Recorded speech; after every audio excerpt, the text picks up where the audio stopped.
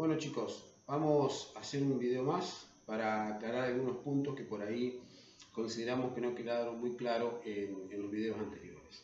Y para esto lo que vamos a determinar es el uso de la regla de la mano derecha para poder encontrar el sentido de la FEM inducida ante una variación de flujo magnético sobre su área.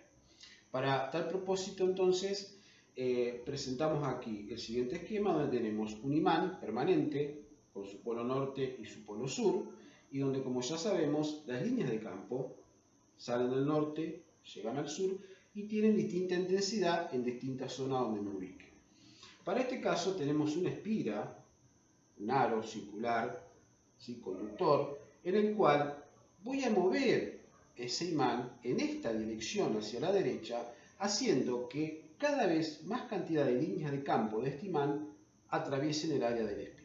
Y eso me va a producir un aumento de flujo en la espira, es decir, va a ir de un flujo menor a un flujo mayor, o sea, me da un aumento de flujo. Según la ley de Lenz y según Faraday, debería ocurrir lo siguiente: debería inducirse en la espira un campo que tienda a contrarrestar el aumento de flujo. Y para que eso ocurra, debería tener un norte aquí, de tal manera que se oponga o que contrarreste el acercamiento de este norte y por ende el aumento de flujo.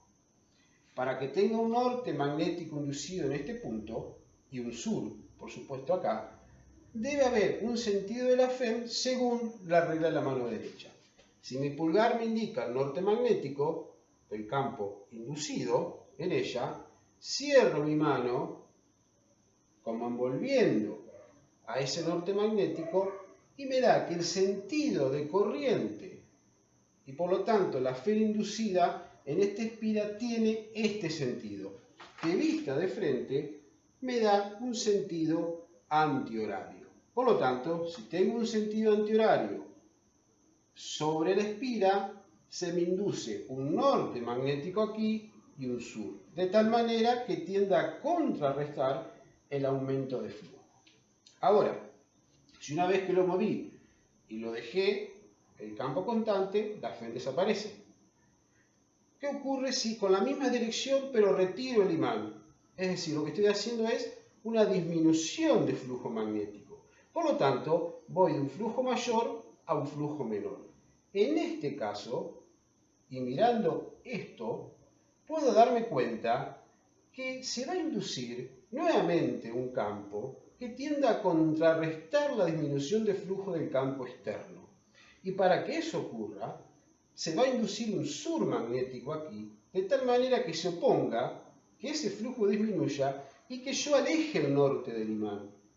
Por lo tanto, si necesito un sur magnético acá, voy a tener un norte magnético acá, voy a tener una corriente, por regla de la mano derecha, que gire o que se dé en este sentido en la espira. Visto de frente, va a girar en sentido horario. Por lo tanto, el sentido va a ser opuesto a la primera situación, en la cual había un aumento de flujo y la corriente se daba en una dirección antihoraria. Al haber una disminución de flujo, el sentido de la corriente es tal que se opone a esa disminución, dándole un sentido de corriente, en este caso horario. Y ahí, con este ejemplo, podemos determinar que la FEM se va a inducir de acuerdo al aumento o a la disminución de flujo magnético.